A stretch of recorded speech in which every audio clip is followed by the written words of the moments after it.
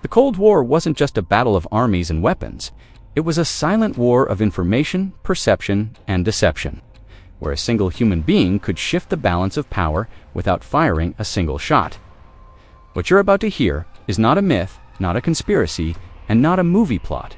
It's a real intelligence reality that history still struggles to fully explain. Before we go any further, pause for 1 second. Where are you watching from right now, and what time is it there? Drop it in the comments, and if stories like this matter to you, make sure you like, share, and subscribe. Because this channel exists to tell the Cold War the way it actually happened, unfiltered, uncomfortable, and real. The idea that one spy could control both sides of the Cold War sounds impossible at first. We're taught that the Cold War was a clean binary conflict, East versus West, NATO versus the Warsaw Pact, capitalism versus communism. Two rigid blocks, staring each other down through walls of ideology and nuclear missiles. But intelligence history tells a far messier story. Power during the Cold War didn't flow only through presidents, generals, or politburos. It flowed through information. Who had it, who shaped it, who distorted it, and who decided when it would be revealed or concealed. And in that shadowy space, there were individuals who became far more influential than their titles suggested. To understand how a single spy could influence both sides, you first have to understand how intelligence agencies actually work. Contrary to popular belief, spies are not constantly improvising daring escapes and gunfights. Most of intelligence work is paperwork, analysis, briefings, and trust, especially trust. Agencies survive on the assumption that the people inside them are loyal, vetted, and reliable. When that assumption fails, the damage doesn't happen all at once. It unfolds quietly, decision by decision, briefing by briefing, over years or even decades. During the Cold War, both sides believed they were masters of deception. The CIA believed it had penetrated Soviet intelligence. The KGB believed it had deeply compromised Western agencies. Both were partially right and catastrophically wrong at the same time. What history later revealed is that some individuals didn't simply switch sides once. They existed in a permanent gray zone, feeding, filtering, and shaping information in ways that benefited themselves, protected their survival, and subtly influenced the strategic thinking of both camps. Control in intelligence does not mean issuing orders. It means shaping reality. If you can decide which threats are emphasized and which are dismissed, you control priorities. If you can influence which agents are trusted and which are suspected, you control internal purges and protections. If you can delay or accelerate information, you can trigger panic, complacency, or catastrophic miscalculations. This is how control works in a world where bullets are secondary to beliefs. In the early decades of the Cold War, paranoia ruled both sides. The fear of infiltration was constant, but so was the fear of accusing the wrong person. Intelligence agencies became ecosystems of suspicion, ambition, and ego. In that environment, a highly skilled insider could do something far more dangerous than steal documents. They could manipulate institutional psychology. By telling each side exactly what it wanted to hear at the right moment, such an individual could become indispensable to both. Some spies were recruited for ideology, some for money, some for revenge, and some for ego. But the most dangerous category was the one that intelligence agencies feared the most: the self-directed operator. These were individuals who didn't see themselves as loyal to any nation, only to their own sense of superiority, survival, or historical importance. For them, the Cold War wasn't a moral struggle, it was a game, and they believed they were smarter than everyone else playing it. There were moments when intelligence from a single source influenced arms control negotiations, missile deployments, counterintelligence sweeps, and diplomatic postures on both sides. When that information turned out to be incomplete, delayed, or subtly distorted, the consequences rippled outward. Operations failed, innocent assets were exposed, entire networks were dismantled, while others were protected. Each side blamed its own incompetence or bad luck, rarely considering that the same invisible hand might be guiding both into carefully managed outcomes. What made such influence possible was the structure of Cold War intelligence itself. Agencies were siloed, information was compartmentalized. Analysts trusted sources that had delivered valuable intelligence in the past. A spy who built a reputation for reliability gained immunity from scrutiny. Over time, that immunity became power. Power to omit, power to emphasize, power to misdirect without lying outright. The most effective deception is not falsehood, it is selective truth. There were cases where Western intelligence dismantled entire operations based on information believed to come from confident sources, only to later discover that the damage perfectly aligned with the interests of the opposing side.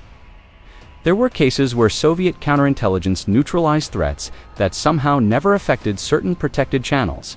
At the time, these were treated as isolated failures.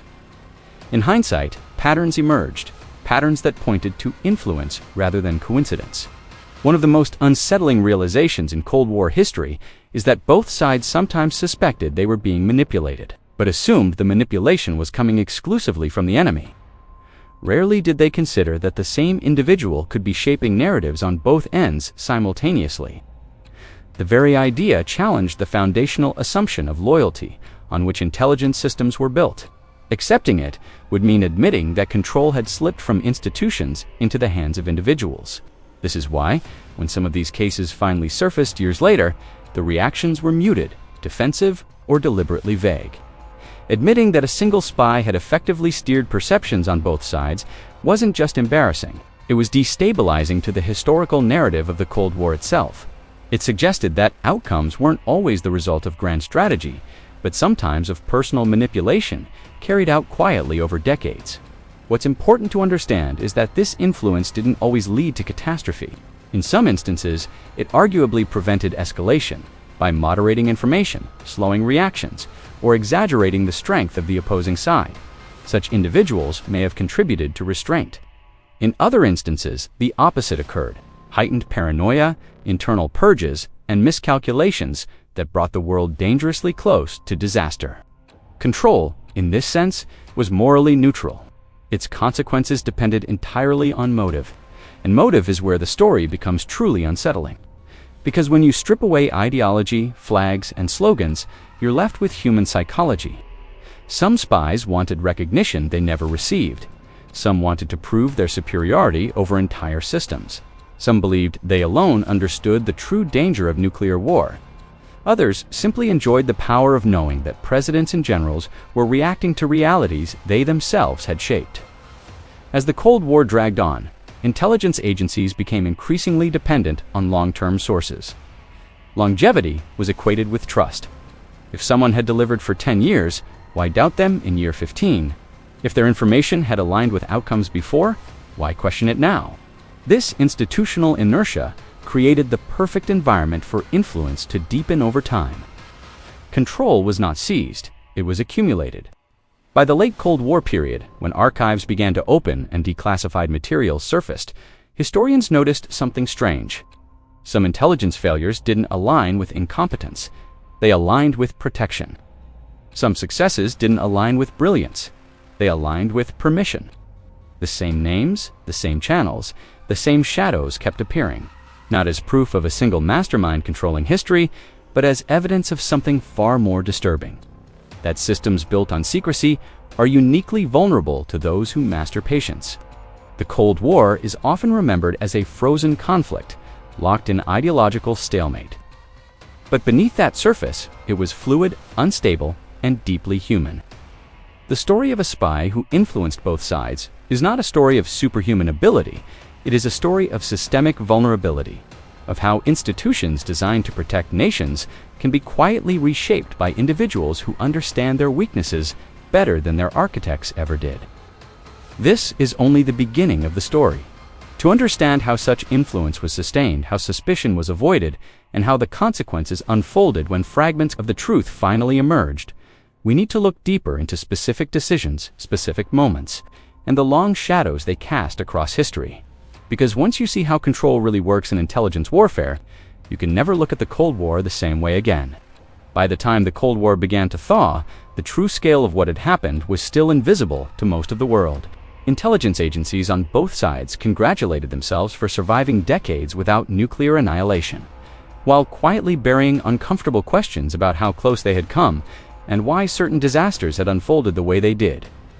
The spy who had influenced both sides did not emerge as a single dramatic revelation. There was no cinematic unmasking, no public confession that tied everything together neatly. Instead, the truth surfaced in fragments, inconsistencies in declassified files, testimonies that didn't quite align, operations that made sense only if someone had been quietly steering outcomes from within. What made this case so difficult to confront was that success and failure were intertwined. Some of the intelligence that shaped policy decisions was accurate. Some warnings were real. Some threats were genuine. That accuracy is what protected the source for so long. When intelligence saves lives or prevents escalation, it earns trust. And once trust hardens into institutional belief, it becomes nearly impossible to dismantle without destabilizing everything built on top of it. To expose the manipulation would have meant questioning decades of decisions, promotions, alliances, and strategic doctrines. No agency wants to admit that its victories may have been guided by someone whose loyalty was never what it seemed. As archives slowly opened and former officers began to speak, a disturbing pattern became clearer. Certain operations consistently collapsed just before reaching critical success, while others were inexplicably spared. Some agents were exposed with uncanny precision, while parallel networks remained untouched. Each incident had once been explained away as coincidence, bad tradecraft, or superior enemy counterintelligence. Taken together, they suggested something else entirely: selective influence rather than blanket betrayal. This was not the work of someone trying to destroy one side outright. It was the work of someone managing balance. That balance is what gives the story its unsettling complexity. The spy did not simply sell secrets to the highest bidder and walk away. Instead, information was calibrated. Too much damage to one side would expose the game. Too little would make the source irrelevant. The objective was not collapse, but dependency. When both sides come to rely on a stream of intelligence that appears uniquely insightful, that source becomes untouchable. Doubt becomes inconvenient. Scrutiny becomes dangerous, and slowly control shifts away from institutions and toward the individual who understands how both systems think. This raises one of the most uncomfortable questions in Cold War history. Did this manipulation make the world safer or more dangerous? Some historians argue that exaggerated assessments of enemy strength may have discouraged reckless escalation. Others point out that distorted intelligence-fueled arms races, proxy wars, and internal purges that cost millions of lives. The truth is likely both. Control without accountability does not produce moral outcomes. It produces unpredictable ones. When a single individual becomes a silent variable in global decision-making, outcomes depend entirely on personal judgment, ego, and fear. When suspicions finally began to surface more openly, they did not lead to clarity. They led to paralysis. Investigations stalled. Evidence was classified. Careers were protected. In some cases, those who pushed too hard were quietly sidelined. Intelligence agencies prefer clean enemies and clear betrayals. A story that implicates structural weakness and long-term manipulation is far more dangerous than a single exposed traitor. It forces institutions to confront their own blind spots, and that is a reckoning few organizations willingly accept. What remains today is not a complete name-by-name accounting, but a lesson written into the DNA of modern intelligence doctrine. Trust is now paired with constant verification. Long-term sources are rotated, compartmentalized, and aggressively audited. Insider threats are treated as existential risks, not embarrassing anomalies. The Cold War taught intelligence agencies that the greatest danger is not always penetration from outside, but influence from within, especially when it wears the mask of reliability. The legacy of this story goes beyond espionage.